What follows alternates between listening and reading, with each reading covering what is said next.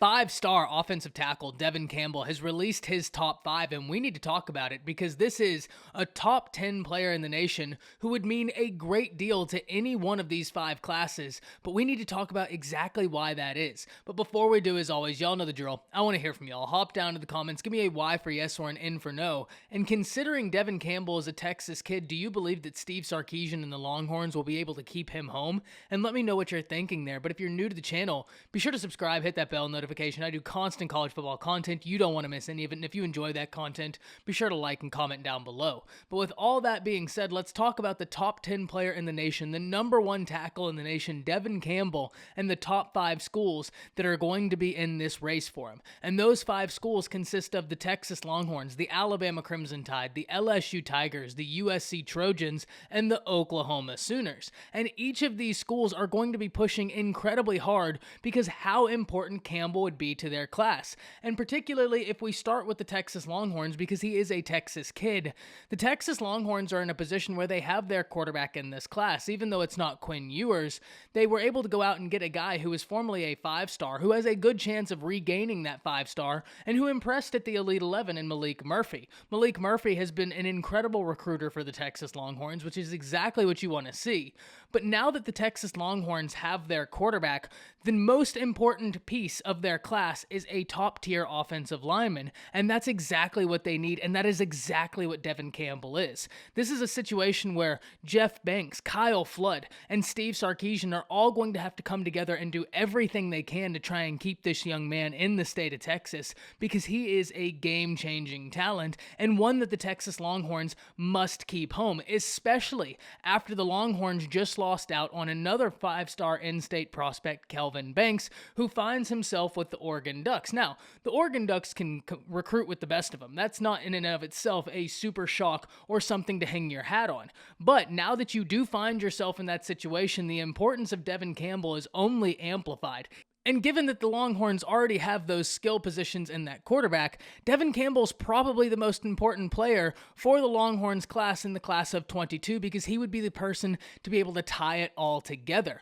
But they are not the only ones going to be doing everything they can to get him a part of the class. And in fact, if we look in conference at the Oklahoma Sooners, who are already putting together an incredibly strong offensive line class, Demetrius Hunter, the number 1 center in the nation, Sexton, 4-star offensive tackle, top 300 guy in the nation, Jake Taylor, 4-star offensive tackle from Bishop Gorman, top 300 guy in the nation, and Taylor was a guy who both Notre Dame and Alabama wanted, but the Oklahoma Sooners and Bill Bedenbaugh win that battle. Devon Campbell would be an amazing addition to the Sooners class, and he could be a piece to tie this line together. Now, the good news for the Sooners is at the end of the day, you've already begun to get such a strong offensive line class, but you are in a position where Devon Campbell is going to be looking at that and seeing that as a positive, because he's going to be looking at the situation and thinking to himself, I might want to play alongside a line that I think is going to be very established because that will help me in my conquest of having my draft stock rise. If I can count on the guys next to me to do their job, it's only going to help me fulfill my job.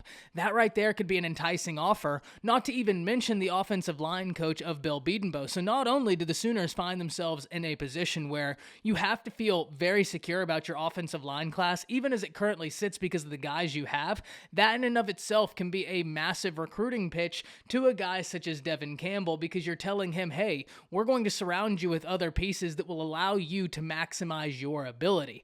That right there is big, especially when you have Lincoln Riley, when you have the quarterbacks you have, when you have the running backs you have, and you have the offensive line coach you have. The Oklahoma Sooners are squarely in this race, and they're going to be doing everything they can to keep Campbell away from Texas because that's mutually beneficial to the Sooners.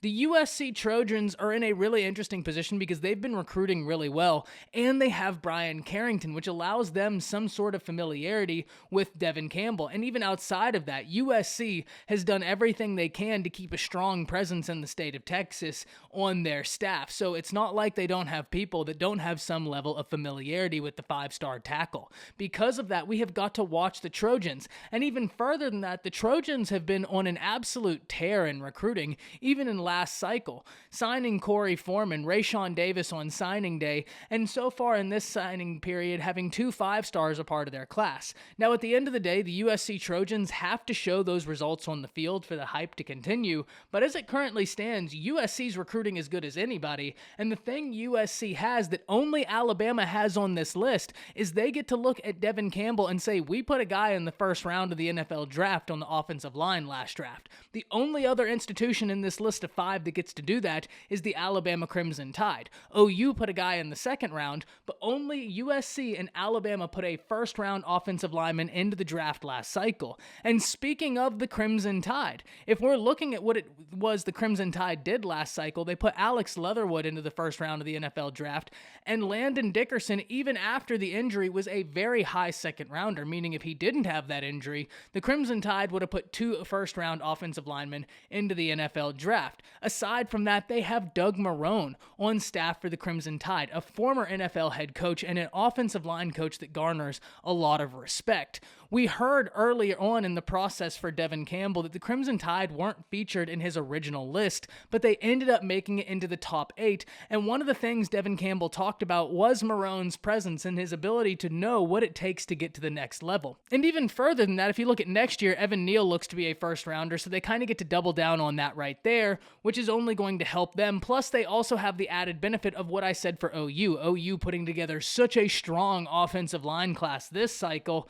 which is absolutely enticing for an individual such as Devon Campbell. The Crimson Tide did that last cycle, which Devon Campbell could find that equally as enticing, but that remains to be seen. The fact that the Crimson Tide weren't featured in the top 12 list, I believe it was, then were featured in the top 8, and are now in the top 5, has to make Crimson Tide fans feel good, but there is still a long way to go. But expect the Crimson Tide to turn up the heat on a few names, Dane Shore, Zach Rice, and Devon Campbell, especially that Jake Taylor chose the Sooners. But the last school in this, the LSU Tigers, is a school that recruits as well as anybody. Just look at LSU right now. They're a top 10 team in the nation in recruiting, and they find themselves in that position perennially. They're a team that recruits every position on the field very well, and nobody's really surprised that they are in this battle. LSU is one of those teams in the nation that when you see them in a top 5 for a 5-star guy, everybody just kind of nods their head in acceptance, because that's the kind of standard LSU has put forth. The head coach at LSU is a trenches guy, which is kind of the same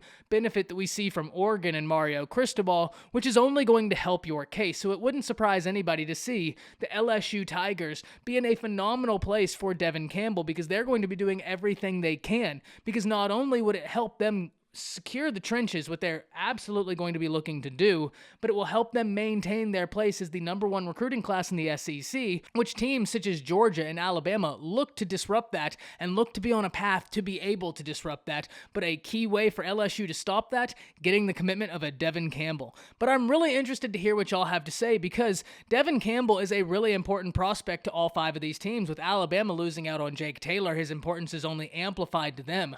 OU putting together a phenomenal offensive line class can carry that momentum to securing a 5-star guy to put a part of this class, which will only help them in the future. USC has the benefit of just putting a guy into the first round and recruiting at a high level right now and generating a lot of hype across the board. LSU is LSU. They recruit as good as anybody.